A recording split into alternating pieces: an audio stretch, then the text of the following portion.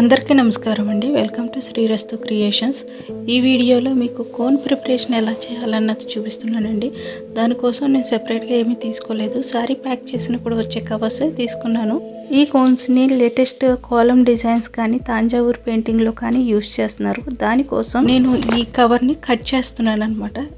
Extra ఉన్న pieces అంతా నేను తీసేసిన తర్వాత మీకు చూపిస్తాను. దాన్ని ఒక పీస్ వచ్చేటట్టుగానే మ్యాక్సిమం తీసుకున్నాను.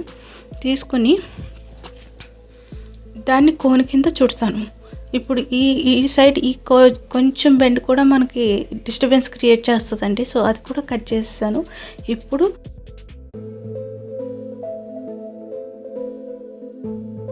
మన లెఫ్ట్ హ్యాండ్ దాని చేతికి సెంటర్గా పట్టుకుని బాటమ్ ఉన్న పార్ట్ని టర్న్ చేయడం స్టార్ట్ చేయాలన్నమాట.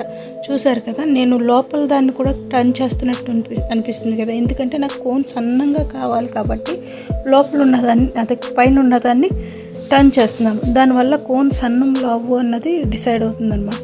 సో లెఫ్ట్ సైడ్ పార్ట్ చూసారు కదా, సన్నంగా కోన్ అది ఎడ్జ్ ఎలా వచ్చేసిందో షార్ప్గా. ఇప్పుడు నేను టేప్ తీసుకుని ఈ పార్ట్ ఉంది కదా ఎక్స్ట్రాగా, అంటే చుట్టిన తర్వాత లాస్ట్ ఎడ్జ్ ఉంది కదా, దాన్ని సెక్యూర్ చేసుకుంటాను. ఇప్పుడు ఈ టేప్ సహాయంతో దాన్ని సెక్యూర్ చేసేసిన తర్వాత మనకి కోన్ అన్నది ఫామ్ అయిపోతుంది. అంటే లీకేజ్ భయం లేకుండా. ఇంకా ప్లాస్టర్ నేను ఇంకా పై దాకా కూడా వేసుకుంటున్నాను. ఇది యాక్చువల్లీ అవసరం లేదు, బట్ ఏదో చిన్న భయంతో వేసుకుంటున్నాను అనమాట. ఇప్పుడు నేను 3D అవుట్లైనర్ తీసుకుని ఈ డబ్బాని మొత్తం నేను ఈ కోన్లోకి ట్రాన్స్ఫర్ చేసుకుంటున్నాను. సో మనం కాలమ్ డిజైన్ వేసేటప్పుడు ఏంటంటే మనకి చేతులు ఎక్కువ నొప్పి పెట్టుకుంటే ఇది హెల్ప్ చేస్తుంది. సో మొత్తం డబ్బా అంతా ఎంటీ చేసేసిన తర్వాత చివరి వరకు, అంటే ఈ కోన్ చివరి వరకు పేస్ట్ అనేది వెళ్ళదండి. సో అవుట్లైనరు ట్యాప్ చేసుకుంటూ ఉంటే నెమ్మదిగా దిగుతుంది అనమాట. సో ఇది చూసారా, చివరి వరకు వచ్చేసింది.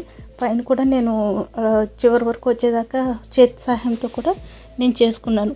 సో పైన ఎడ్జెస్ వీ షేప్లో వచ్చేటట్టు ఫోల్డ్ చేసుకుని ఎక్స్ట్రా ఉన్నది కిందకి మడత పెట్టుకున్నాను. ఇలా 2 టైమ్స్ చేసిన తర్వాత మళ్ళీ ప్లాస్టర్ తీసుకుని సెక్యూర్ చేసేసుకున్నాను.